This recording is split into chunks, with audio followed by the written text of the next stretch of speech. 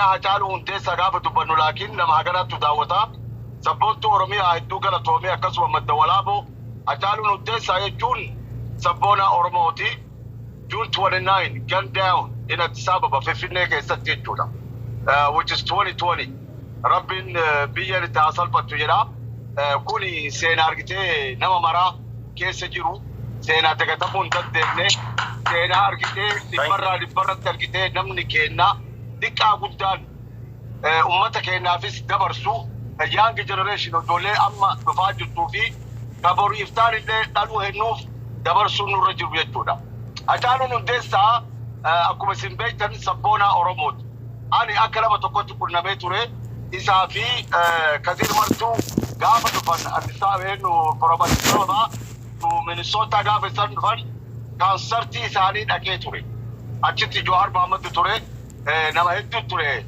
ورا أجتي إرماتر راتو كويتوري نما أرجتي بشننا نما كول فيسيسو نما أرجتي غوسار نما كونه غندار نما كونه Oromummaa isaatiin boonu sabboonummaa isaatiin boonu nama argitee ilmaan Oromoo kutaa kudha tokko ganamaa galgala karaa aartistiitiin karaa argitee wallootiin walalootiin karaa argitee wama adda addaatiinuu hirriibaa si kaasu jechuudha.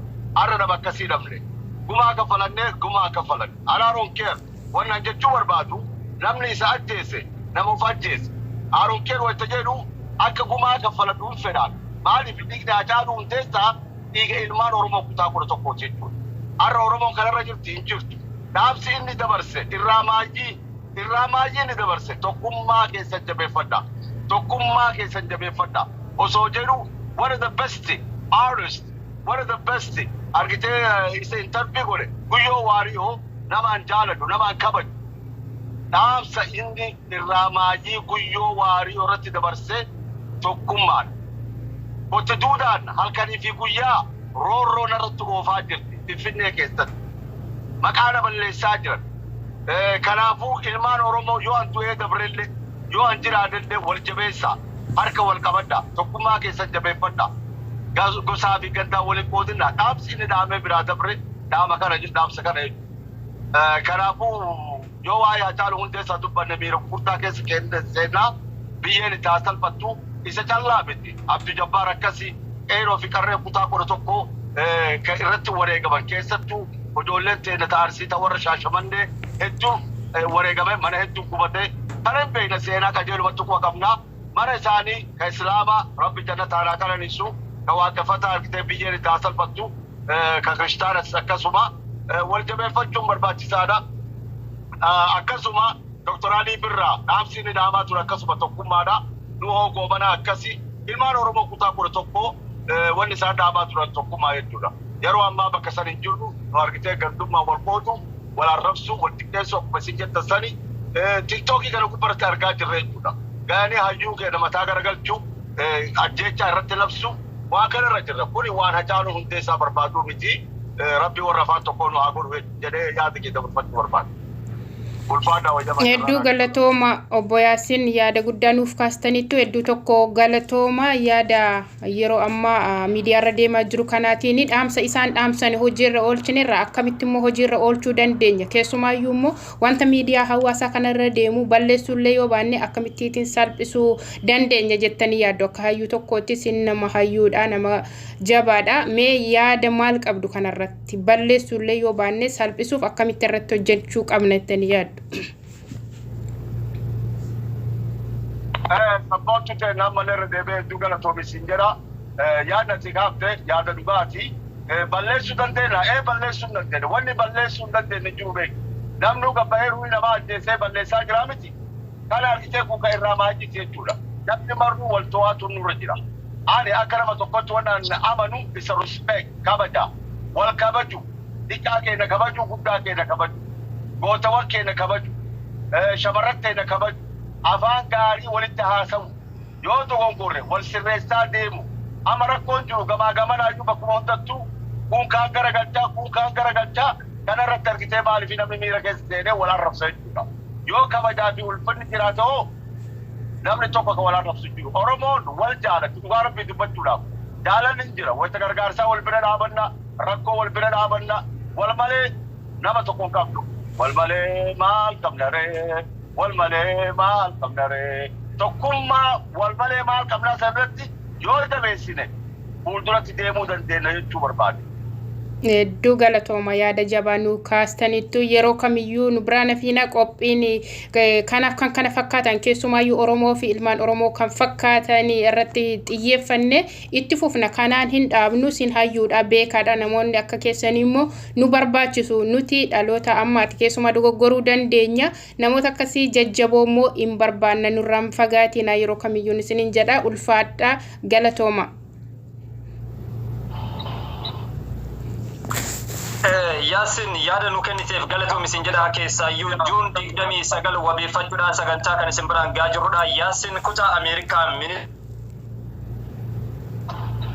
tanjira waan taateef viidiyoon ba'uu danda'u seera cabsa waan taateetiin oolchaa jechuudhaan seensifnee jirra.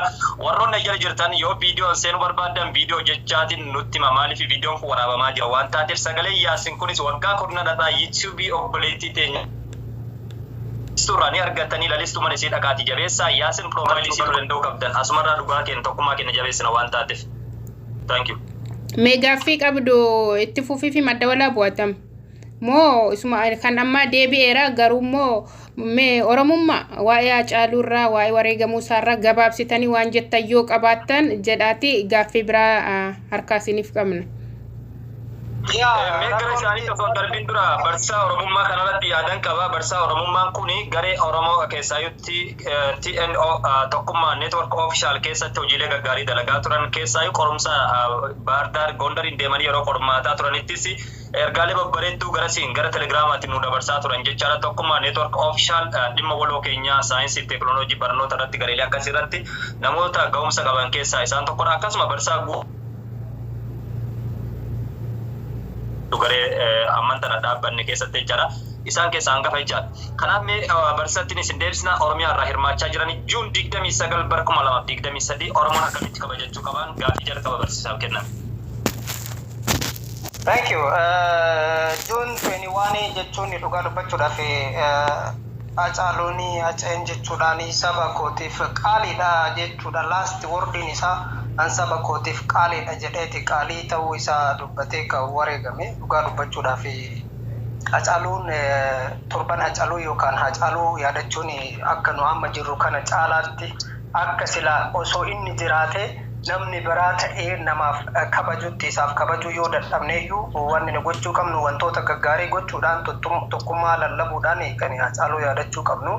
Hacaaluun dhugaa dubbachuudhaaf umrii jiraate sana keessatti waan gochuu qabu hundaayyuu nama godhe Oromiyaa daangaarraa haga daangaatitti Harargeerraa Booleerraa haga Baaleetti kaabaa kibbatti tokkummaa Oromoo lallabee diinni kee ebalu firri kee abalu jedhee dhugaa jirtu dubbateeti namni kamiyyuu du'an oolu duuti Hacaaluu garuu hedduu nu miite maaliif nama akkasaa dhabuun nama akka bakka buusanii argachuu waan ulfaatuuf kanaaf hundumti keenya haga dandeenyeen karaa kamiinuu akkaataa isa haala gaariin itti yaadachuu dandeenyu irratti hojjechuudha waan tokkummaa saba kanaa leellisuu fi dhugaa baasanii dubbachuun akkasuma tokkummaa saba kanaa leellisuun miira miidiyaa kana gubbaarra jiru yoo xiqqaate yaadannoo Hacaaluutiin miirri ijoollee as gubbaa jirtullee sirrachuu qaba yaadannoo isaa kanaan sababni isaa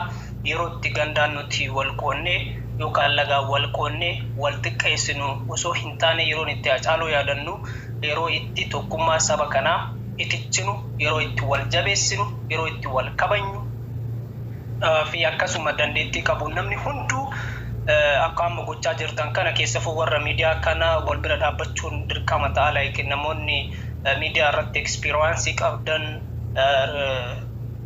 monitorize kasa YouTube warri qabdan wal bira dhaabbachuun wal guddisuu wal jabeessuu Hacaaluu yoo yaadan tokkummaan saba kana gaafa Oromoon Harargee irraa buqqa'e Oromoo achi beela'u sanaan achi oolee qabrii goota keenyaati Baale nama oolu Hacaaluu jechuun ka gosa takka ka saba tokko ka laga tokko miti Hacaaluun mallattoo tokkummaa saba kanaa ka jaarraa kanaa ta'uu qaba yaadatamuu qaba akkaataa itti yaadannu karaa hedduu yaadachuu dandeenya anillee waan an babarreesse hedduutu jira maaliif jennaan ergaa baay'ee waan of keessaa qabu gara Ahmad gara keetiin sabmiitii gochuu nan danda'a inshallah San keessaa fakkeenyaaf sarara lamaaf sadan tokko yoo nan isiniif jedhee Juunii 2021 waggaa tokkoffaa gaafa kabajamu manuma koo keessaa uummati kophaa koo taa'ee waan nan barreessee miira koo ittiin ibsadhe wayii jira.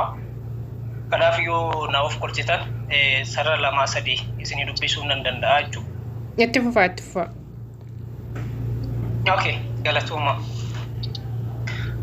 Siif Gaaddisa Muhammad Bidiyoon ba'i. Gaaddisa Muhammad Jaan. Galatooma. Waaw. Kamiidha? Itti fufaa barsiisa. Galatooma ulfaadha. Barsiisa itti fufaa ayyee. Okay, galatooma. Siif safuu yaa biyyee ati diina kooti dandeettee nyaatte ati haacee kooti. Siif safuu yaa biyyee anubsuu dadhabee kunoo iyyee. Dandeettee nyaatte ati abbaa milkiyyee. Dandeettee nyaatte ati abbaa wobiyyee. Birrii nurraa guuran gaaf dhabne haaciyyee. Warqiidhaan ijaarraa kan nuun jettee turte yaadataa takkiyyee. Nusubaa turtanii maallaqa guurtanii meesiidan haaciyyee yaa waaqa ati arge dhugaa saba kanaa situ dandayaadha ani sitti iyyee situ dandayaadha ani sitti iyyee. Asumatti ndaaba kana caalaa yoo jechuu baadhe gaarii natti fakkaata. Hedduu galatooma. Maaliif dhugaadhaan sabni kun warqiidhaan siidaa isaa ijaaruu qaba. Farda maqaa kaase sanallee isaan mala. Isatu ilma siidaa dabaleeti. Isatu fiixaa siidaa dabaleeti. Farda siidaa dabalee sanallee haceetu yaabbachuu qaba. Maaliif lubbuun du'an ooltu hin darba seenaanii garuu dhugaa jirtu akkasitti dubbatanii akka Haacaaluutti wareegamuun du'uu miti bara baraan jiraachuudha. Onnee dhaloota dhufaa fi darbaa keessa bara baraan jiraataadha. Haceen hin duune onnee sabaa keessa jira, onnee koo keessa jira, onnee daa'ima kootiitti darba, onnee daa'ima kootirraa onnee daa'ima kootiitti darba waan ta'eef hin duune. Tariitii nutu osoo jirruuyyuu isa caalaa duune maaliif jennaan jiraa du'uu mannaa yoo akkasi seenaa gaarii hojjetanii wareegaman du'aa miti jedheeti namanaa. Thank you for carraa kennuu keessaniif galatoomaadha. Yoo protocol keessaniif hin barbaachifne isinirraa bu'uun hin danda'a. Thank you really. Naa wal quba qabaanna madda walaabuu gara keessaallee waan baay'ee hojjannutu jira. Haasee hoolaa akka waliigalaatitti illee akka dhuunfaatitti illee jechuudha. Kanaaf galatooma ulfaadha. Si wajjin wal arguutti gammadeera. Thank you Lalistuu for chances. Mike is free. Hedduu galatooma Oromummaa official dhuguma Oromummaadha maqaan kuniyyuu isinirraa ulfina qabaatee dhugaa ulfaadha. Galatooma waan bareedaa nuuf dabarsitanii ergaa bareedaa walaloo hedduu tokko yaadan gaafa guyyaa sana nama yaadachiisudha. Hedduu tokko galatooma ulfaadha isiniin jenna. Madda walaabuu waan jedhan yoo qabaatan gara isaaniitti isin dabarsa. Haadha obsee ol galchi madda walaabuu. Sumesi biyyarraa kallattiidhaan seenee jira, viidiyoo rakkachaa jira, moobaayila harkaan qabatee jira akkuma argitu kana. Dhugaa dubbachuuf kalee jecha wayii jecheetiin namni kun Oromoo hedduu boochisaan ture. Bakka nagaan dhufte obboleeskii Oromiyaarraa kallattiidhaan warra Oromiyaarraa dhufaniif dursa laachuuyyuu qabna. Oromoo koo bakka nagaan dhuftani noora anaa dhufsin hin jenneerra. Bakka kootti dabarsi madda walaabuu. Bakka nagaan nu eegdanii madda walaabuu miidiyaarraa akkam jirtu nagaa keessanii. Jarra galata rabbii anaa dhufu isiniin jenneerraa isinillee Oromiyaarraa baga jiraattanii baga dhuftanii waan haasa'aa jirru dhageessanitti jedhama yaada. Mee Juun 29 kanarraa yookaan immoo yaadannoo Haacaaluurraa torban Haacaaluu jedhame miidiyaa irratti illee haasa'amaatii jira. Torban Haacaaluu kana akkamittiin yaadattaa guyyaa wareegama isaallee tokkummaa Oromoo foodhaamsanni dhaamee hojiirra ooleera akkam ta'uu qaba jettee yaada qabdu gabaabsiiti. Carrasiif kennana. Okay, galatoomii leellistuu yaadanii ibsachuu deemu. Yaadannoo Haacaaluu dirqama Oromummaa namni hundi baachuu qaban jedhanii akkasitti maaliif namni Oromoo takka dirqama isarra jiru dirqama Oromummaa isaa baachuu qaba yaadannoo Haacaaluu geggeessuudhaan. Maaliif Haacaaluu kan jiraate kan wareegameefis mataa isaa qofaaf osoo hin taane Oromoodhaan. Hacaaluun takka ol deebi'ee maatii koo yookaan ilmaan kootiifin jireenya babal'isa jechuu osoo hin taane gabrummaan uummata kiyyarra jiru akka ka'uudhaaf qabsaa'aa ture, falmaa ture. Akka Oromoon takka taatu akkasii wal qabattee tabbajeetu kanadha kan inni dhaamaa ture jechuudha. Kanaafuu namni Oromoo hundi yaadannoo Hacaaluu kana gaggeessuu qaba. Ana akka mataa kiyyaatti gaafanii fi Hacaaluu wareegamu akkuma barsiisaan jedhanii akkuma anguma kiyyatti waan baay'een barreessee suuraa baay'ee kaaseetiin ofiifillee ka'ee dookumentii godhee achi taa'e. Gaafa kana sa'aatii darbe wayii ka'ee feesbuuka gaafan banu yaa'u kiraara gaddaasantu dhaga'ama. Maali wanni kun jedhee Hacaaluu minaamin jedha. Gaafa kana amanuu dadhabeetiin abdii jennaan jira gurbaan takka wallaa kiyya deemeetiin hankoo akka'ee gaafadhe akka waan inni beeku. Yaa'u ganama gizeeniif itti baanu laftiin bari'ee garuu dukkanaan nuuf bari'ee sana akkuma taa'uttaa taa'u ishee galatoomaa baay'ee galatoomaa ofii gaariidhaan gaggeessuu qabna yaadannoo Hacaaluu isiniin jedha. Waa'ee Hacaaluu ibsachuudhaaf nama rakkisa akka Oromummaatti galatoomaa madda olaaboo. Ulfaadhu obboleessa kiyya qaalaaf shiru walumaan dhabne Hacaaluu maal goona mee madda olaaboo gaaffii biraa qabdaa fi mee nillee baay'eetti dhaga'ameera. Hedduu galatoom yaada kee ibsachuuf yaalteetta. Gurbicha kana yoo argu miira keessan gala dhugaa dubbachuuf sagantaa kaleessa galgala geggeessaa ture yaada isaa irratti miira keessan gala yeroo hedduu maaliif kaleessa galgala sagantaa wayii geggeessinee ture jira. Jeneraal Hussein Haadha Obsee baga nagaan dhuftan Juun 23 wabeeffachuudhaan Oromoon akkam ta'uu qaba. Oromoo fi Oromiyaan garam deemaa jirti kan jedhu sagantaa Hacaaluu Hundeessaa irratti ilmaan Oromoo tokko ta'anii laata.